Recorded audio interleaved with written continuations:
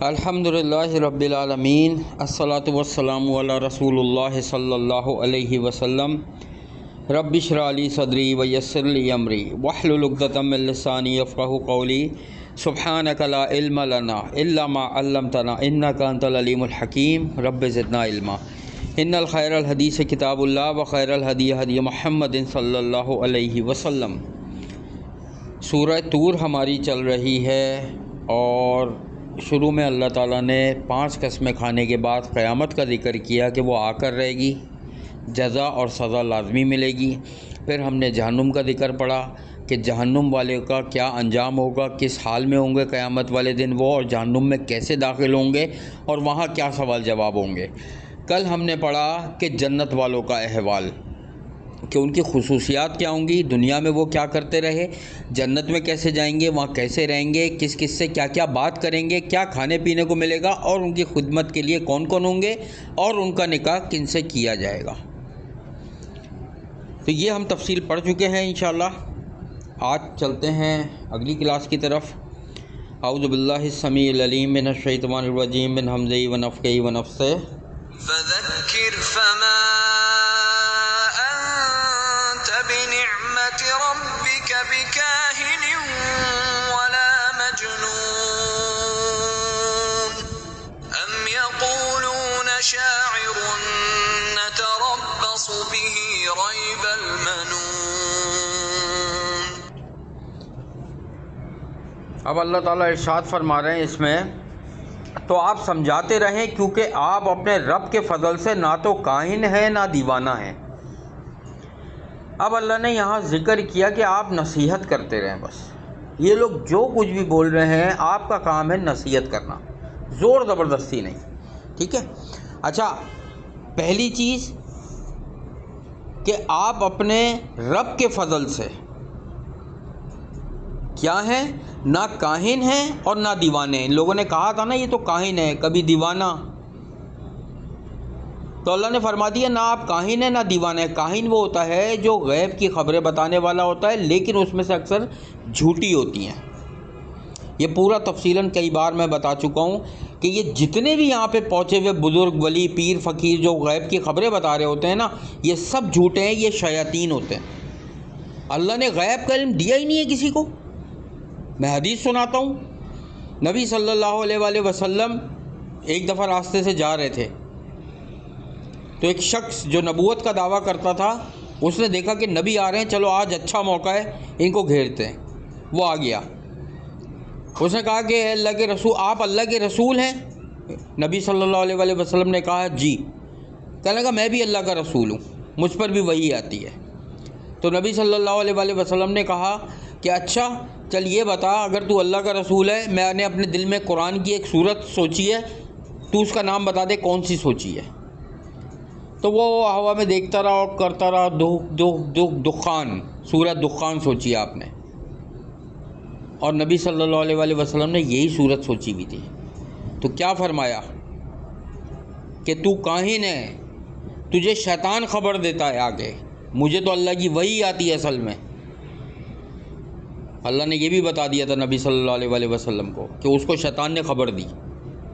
تو یہ فرق ہوتا ہے کہ جس کے اوپر وحی آتی ہے وہ اللہ کا رسول ہے، اور جو بغیر وحی کے، بغیر اللہ کے رسول کے ہونے سے کوئی بات بتاتا ہے غیب کی کہ جا تیرا یہ ہو جائے، تیرا بیڑا پار ہو جائے گا، تیرے یہاں یہ ہو گئی، میں نے یہ مسئلہ حل کر دیا، تجھ پر جادو کیا ہوا تھا، تیری یہ چیز اس نے اٹھائی تھی، اس نے چوری کی تھی، اس نے بندش کری تھی، اس نے سحر کیا تھا، اس نے تعویذ گنڈا، یہ سب شیطان ہے۔ یہ کوئی پیر فقیر نہیں ہے، یہ ذہن میں رکھو، یہ کہانت کہلاتی ہے، اور اپنا ایمان ضائع کرنا ہوتا ہے ایسے لوگوں کے پاس جانا۔ 40 دن تک تو عبادت ہی قبول نہیں ہوتی ہے۔ حدیث کے الفاظ ہیں کہ جو کسی کاہن کے پاس گیا اور اس کی بات کی اگر تصدیق کر دی، تو اللہ فرما رہے ہیں کہ آپ کاہن نہیں ہیں، اللہ کی وحی آتی ہے آپ کے اوپر، اور آپ دیوانے بھی نہیں ہیں، ٹھیک ہے۔ اگلی آیت میں اللہ تعالیٰ فرما رہے ہیں کیا کافر یوں کہتے ہیں کہ یہ شاعر ہے؟ اب ایک اور بات لے آئے۔ ایک بندہ ایک وقت میں ایک ہی چیز ہوتا ہے نا، یا ڈاکٹر ہو سکتا ہے، یا انجینئر ہو سکتا ہے، یا سائنٹسٹ ہو سکتا ہے، یا شاعر ہو سکتا ہے، ٹھیک ہے، یا رائٹر ہو سکتا ہے۔ یہ مشرکین مکہ کا وہ دیکھو مطلب سٹیائے ہوئے تھے، سٹیائی والے باتیں کر رہے تھے. کبھی کاہن کہتے تھے، کبھی دیوانہ، کبھی اب شاعر کہہ دیا. یہ تو شاعر ہے. یہ کیسے ہو سکتا ہے کہ آپ اس کو مان تو رہے ہو شاعر، تو پھر کاہن نہیں ہو سکتا وہ؟ اگر کاہن ہے تو دیوانہ نہیں. دیوانہ کیسے ہو سکتا ہے یہ بتاؤ؟ دیوانہ شخص شاعری کر سکتا ہے کیا؟ کاہن ہو سکتا ہے؟ ان کو خود سمجھ میں نہیں آتا تھا کیا کہیں، حالانکہ ان کے دل جانتے تھے کہ یہ رسول ہے، نہیں مانتے تھے. تو اللہ فرما رہے ہیں کیا کافر یوں کہتے ہیں کہ یہ شاعر ہے؟ ہم اس پر زمانے کے حوادث کے انتظار کر رہے ہیں. یعنی کہ اس کا یہ مطلب ہوا کہ وہ کہتے تھے یہ شاعر ہے اور ہم تو اس کی موت کا انتظار کر رہے ہیں. بس بڑے بڑے شاعر آئے اور چلے گئے، جب یہ چلا جائے گا دنیا سے، موت آ جائے گی اس کو، تو اس کی بھی شاعری ختم ہو جائے گی. یہ جو ہمیں پڑھ پڑھ کر سنا رہا ہوتا ہے یہ بھی ختم ہو جائے گا.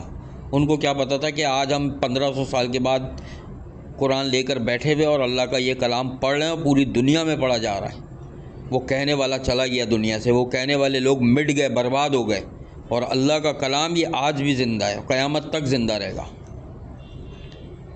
صحیح ہے؟ تو یہ کسی شاعر کا کلام نہیں ہے، نہ کسی کاہن کی بات ہے، نہ کسی دیوانے کا کلام ہے. سمجھے؟ اگلی آیت کی طرف چلتے ہیں انشاءاللہ.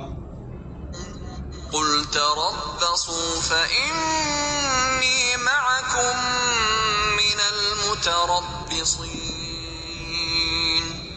أم تأمرهم أحلامهم بهذا أم هم قوم طاغون أم يقول. اب اللہ تعالیٰ ارشاد فرما رہے ہیں کہہ دیجئے تم منتظر رہو، میں بھی تمہارے ساتھ انتظار کرنے والوں میں سے ہوں. اس کا یہ مطلب نہیں ہے کہ تم انتظار کر کے دیکھ لو، تم ہی مرو گے اور میں نہیں مروں گا. نہیں، اس کا یہ مطلب ہے کہ تم میرا انجام دیکھو، میں تمہارا انجام دیکھتا ہوں. تمہارا انجام ناکامی اور ہلاکت ہے اور میرا انجام جو ہے وہ کامیابی ہوگی. اور یہی ہوا کہ نبی صلی اللہ علیہ وآلہ وسلم تو دنیا سے چلے گئے، لیکن ان کی پہنچائی ہوئی قرآن کی ایک ایک بات، ایک ایک سنت، ایک ایک حدیث آج بھی زندہ ہے. اور کہنے والے ہلاک ہو گئے جو ان کو کاہن، دیوانہ اور شاعر کہتے تھے. تو انتظار کرو بس کہ دیکھ لیں گے. اور پھر دوسری چیز انتظار کرو قیامت کا، پھر جس کا ذکر اللہ نے سورہ طور کے شروع میں کیا. پھر انتظار کرو، اللہ فیصلہ کر دے گا، لیکن اس وقت بہت دیر ہو چکے گی. قیامت والے دن فیصلہ ہونا ہے، وہاں چانس تھوڑی دیا جانا. ٹھیک ہے؟ اچھا، اگلی آیت میں اللہ تعالیٰ فرما رہے ہیں کیا ان کی عقلیں انہیں یہی سکھاتی ہیں یا یہ لوگ ہیں ہی سرکش؟ اصل میں بات یہ ہے کہ نبی صلی اللہ علیہ وآلہ وسلم کی پوری زندگی اور آپ کا لایا ہوا قرآن جو وحی کے ذریعے سے نازل ہوا سب کے سامنے ہے. کوئی شخص بھی جس کی عقل صحیح ہو وہ آپ صلی اللہ علیہ وآلہ وسلم کے متعلق یا قرآن کے متعلق کچھ کہہ ہی نہیں سکتا، کیونکہ کوئی جھول، کوئی جھوٹ، کوئی ایسی بات ہے ہی نہیں. کیونکہ قرآن کا اور نبی صلی اللہ علیہ وآلہ وسلم کی کہانت کا جنون، شاعری، دیوانے پن سے کوئی تعلق ہی نہیں ہے. اب بات یہ ہے کہ جب یہ سب کچھ صحیح ہے تو اس کا مطلب ہے ان کی عقلیں جھول کھاتی ہیں، ان کی عقل میں ہی بات نہیں آتی. یہاں یہ آج جو فرما رہے ہیں اللہ تعالیٰ کہ ان کی عقلیں یہی سکھاتی ہے، پھر اس کا مطلب ہے، اور وہ شیطان ہوتا ہے. اور پھر اللہ نے فرمایا یہ ہیں ہی سرکش. یعنی کہ ہیں ہی سرکش کا مطلب کہ سرکش کہتے ہیں کسی ایسے انسان کو جو کوئی ایک راہ سے ہٹ کر اس کے خلاف والی راہ پر چلے. یہ قرآن سیدھی راہ ہے نا، صراط المستقیم ہے نا، اور اس کو چھوڑ کے کوئی اس کے خلاف اگر چلے گا تو اس کو کہیں گے سرکش آدمی ہے یہ. ٹھیک ہے؟ اب آگے چلتے ہیں انشاءاللہ اگلی آیت کی طرف. يقولون تقوله بل لا يؤمنون فليأتوا بحديث مثله إن كانوا صادقين.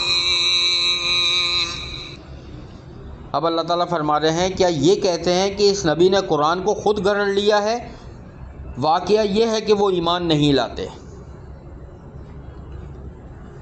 اصل میں بات یہ ہے کہ جو لوگ وہ اہل زبان تھے نا، جو عربی ان کو آتی تھی، وہاں کے عرب جاننے والے تھے، وہ جب اس کو سنتے تھے نا، اس عربی کلام کو، تو وہ جانتے تھے یہ بات کہ یہ ہے تو عربی میں ہی، ہماری زبان میں، لیکن یہ کسی انسان کا کلام نہیں ہے، یہ ہے کچھ اور، یہ آیا کہیں اور سے ہے۔ اس میں وہ تاثیر تھی کہ یہ آیا کہیں اور سے۔ میں نے حضرت علی رضی اللہ تعالیٰ عنہ کا وہ واقعہ بھی سنایا تھا۔ دیکھو، اللہ تعالیٰ نے جتنے انبیاؤں کو بھیجا نا، جس زمانے میں وہ نبی آئے، تو اللہ تعالیٰ نے وہ معجزے دے کر بھیجا کہ جو اس زمانے میں جن کا سر چڑھ کر بولتے تھے۔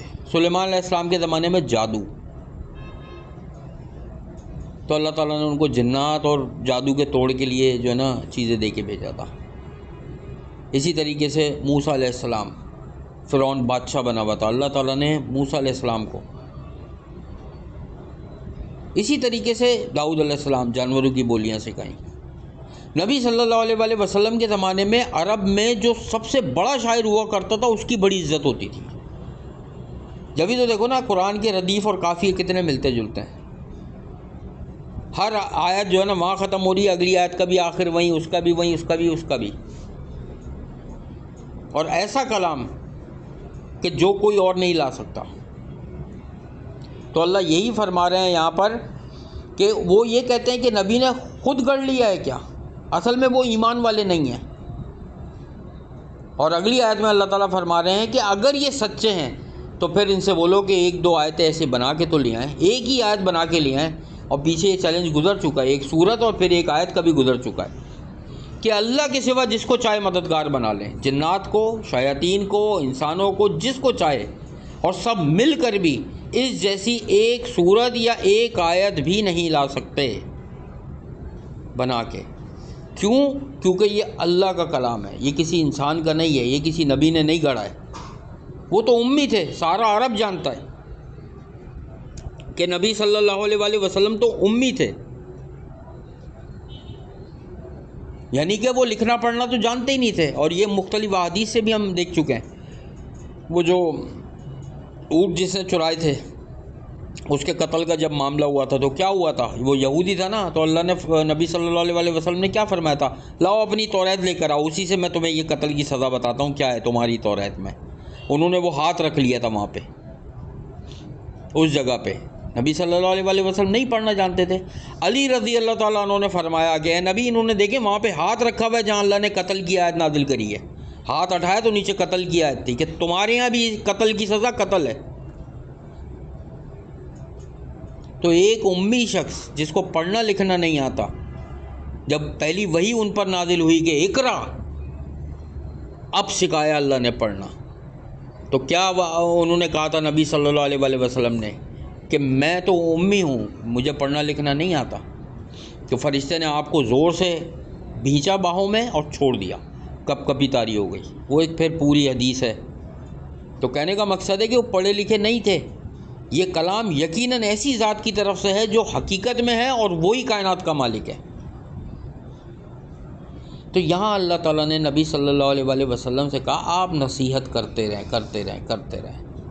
یہ اللہ کا کلام ہے، نہ آپ کاہن ہیں نہ دیوانے ہیں، ان کی عقل میں بات نہیں آتی، یہ سرکش ہیں، اور اگر ان میں اتنا ہی زیادہ اگر غرور و تکبر ہے تو چیلنج ہے اللہ کا کہ اس جیسی ایک آیت بھی بنا کر لے آئیں، اور وہ نہیں لا سکے، یا 1500 سال گزر چکے ہیں آج تک تو نہیں لائے۔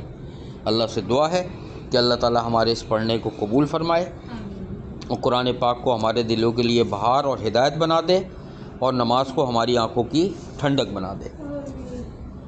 اب ہم چلتے ہیں انشاءاللہ اپنے حدیث کے سیکشن کی طرف۔ ہماری جو ہے کتاب صحیح بخاری چل رہی ہے، اور صحیح بخاری میں جو ہم نے حدیث اپنی پڑھی تھی وہ قیامت والے دن کسی نے زکوٰۃ نہیں دی ہوگی اپنے جانور کی، اونٹ کی، بکری کی، یا امانت میں خیانت کری ہوگی، تو وہ قیامت والے دن اس کو روندے گا جانور، ٹھوکریں مارے گا۔ تو نبی صلی اللہ علیہ وآلہ وسلم نے فرمایا کہ مجھ سے شکایت مت کرنا، میں کچھ نہیں کر پاؤں گا۔ مال کی زکوٰۃ جو بھی ہے، جانور کی زکوٰۃ دنیا میں نکال دو، امانت میں خیانت نہیں کرو، تاکہ قیامت والے دن تمہارا معاملہ آسان ہو سکے. یہ ہم پڑھ چکے تھے. ٹھیک ہے, اگلی حدیث کی طرف چلتے ہیں انشاءاللہ. ابو ہریرہ رضی اللہ تعالیٰ عنہ سے یہ حدیث روایت ہے کہ نبی صلی اللہ علیہ وآلہ وسلم نے فرمایا, اللہ تعالیٰ جس کو مال دے اور وہ اس کی زکوٰۃ ادا نہ کرے تو قیامت کے دن اس کا مال ایک گنجے سانپ کی شکل بن کر, جس کی آنکھوں پر 2 کالے ٹیکے یا داغ ہوں گے, اس کے گلے کا ہار بن جائے گا. پھر وہ اس کی دونوں بانچیں پکڑ کر کہے گا, میں تیرا مال ہوں, میں تیرا خزانہ ہوں. اس کے بعد آپ صلی اللہ علیہ وآلہ وسلم نے سورہ آل عمران کی یہ آیت پڑھی, جن لوگوں کو اللہ تعالیٰ نے اپنے فضل سے مال دیا ہے وہ اس میں کنجوسی کرتے ہیں, تو یہ کنجوسی اپنے لیے بہتر نہ سمجھیں, بلکہ ان کے حق میں بہت بری ہے. جس مال میں وہ کنجوسی کرتے ہیں وہ قیامت کے دن عنقریب ان کے گلے کا ہار بننے والا ہے, ان کی کنجوسی کی وجہ سے. سورہ آل عمران آیت نمبر 180. یعنی کہ مال کی زکوٰۃ, دیکھو آج بھی میں یہ دیکھتا ہوں لوگ اپنے مالوں کی صحیح زکوٰۃ نہیں نکالتے. دیکھو پہلی چیز کہ زکوٰۃ کس پر فرض ہے؟ جس کے پاس 7.5 تولہ سونا یا 52.5 تولہ اگر چاندی ہے تو اس پر زکوٰۃ فرض ہے, وہ اس کی زکوٰۃ دے گا. 6 تولہ سونا ہے زکوٰۃ نہیں ہے, 50 تولہ چاندی ہے زکوٰۃ نہیں ہے. ٹھیک ہے, وہ اس کی زکوٰۃ دے گا. زکوٰۃ کا نصاب ہر چیز کا موجود ہے, وہ ایک تفصیلاً ہے پوری کہ جانور کی کیا زکوٰۃ ہے, گھر کی زکوٰۃ, کرائے کی زکوٰۃ, دکان کی زکوٰۃ, دکان میں رکھے مال کی زکوٰۃ, تجارت پہ زکوٰۃ, گاڑی کی زکوٰۃ ہے یا نہیں ہے, اور ہے تو کتنی ہے. یہ ایک پوری بہت زکوٰۃ کا ایک طویل چیپٹر ہے. بات صرف میں اتنی کہہ رہا ہوں کہ ایک جنرل چیز ہے کہ جو لوگ اگر نوکری کرتے ہیں, کاروبار کرتے ہیں, ان کے پاس اگر پیسہ پڑا ہوا ہے اور وہ 1 سال تک محفوظ رہتا ہے تو اس پہ ان کو زکوٰۃ دینی ہے. ٹھیک ہے, وہ یہ نہ سمجھے کہ اس میں چھوٹ ہے. صدقہ خیرات الگ چیز ہے, زکوٰۃ کی نیت سے نکالا گیا پیسہ الگ ہے. ہاں علماء کرام یہ کہتے ہیں کہ کوئی ایسا بھی کر سکتا ہے کہ زکوٰۃ کی رقم ایک ساتھ نکال دے اور وہ چاہے ہر مہینے ادا کرتا رہے اس میں سے, یا ہر مہینے تھوڑی تھوڑی زکوٰۃ کر کے پورا, فرض کرو اس ایک بندے کو 1 سال میں 30,000 روپے زکوٰۃ دینی ہے, وہ کہ میں ہر مہینہ 2,500-3 ہزار روپے دے دوں گا زکوٰۃ تاکہ میرا وہ سال کا کور ہو جائے, جو میرے پاس مال ہے اس کی اتنی زکوٰۃ ہے میں ہر مہینے دے دوں گا. تو کچھ علماء کرام کہتے ہیں جائز ہے, کچھ کہتے ہیں کہ پورے ایک ساتھ نکال لے, اب تھوڑے تھوڑے اس میں سے وہ مستحق لوگوں کو دیتا رہے. لیکن کہنے کا مقصد ہے کہ زکوٰۃ فرض ہے, جیسے نماز فرض ہے, روزہ فرض ہے, صاحب استطاعت پر حج فرض ہے, ایسی زکوٰۃ بھی فرض ہے. اللہ سے دعا ہے کہ اللہ تعالی ہمیں فرائض کو پورا کرنے کی توفیق دے, اور ان فرائض میں جتنی بھی یقیناً ہماری بہت کوتاہیاں یا غلطیاں ہیں اور فرائض میں کمی بیشی ہے, اللہ سے دعا ہے کہ جو کمی بیشی, غلطیاں, کوتاہیاں, سستی کی وجہ سے رہ گیا, اللہ تعالیٰ سے دعا ہے کہ اللہ تعالیٰ ان گناہوں کو معاف فرمائے, ہماری دعاؤں کو قبول فرمائے, ہمیں صحیح معنوں میں عمل کرنے والا بنائے, اور ہمارے اعمال کو اللہ ضائع ہونے سے بچائے, اور ہمارا ہر عمل اللہ خالص اپنے لیے بنا دے. ربنا تقبل منا انک انت السمیع العلیم وتب علینا انک انت التواب الرحیم. سبحان اللہ عما یصفون وسلام علی المرسلین والحمد للہ رب العالمین. سبحانک اللہم وبحمدک اشہد ان لا الہ الا انت استغفرک واتوب الیک. السلام علیکم ورحمۃ اللہ وبرکاتہ.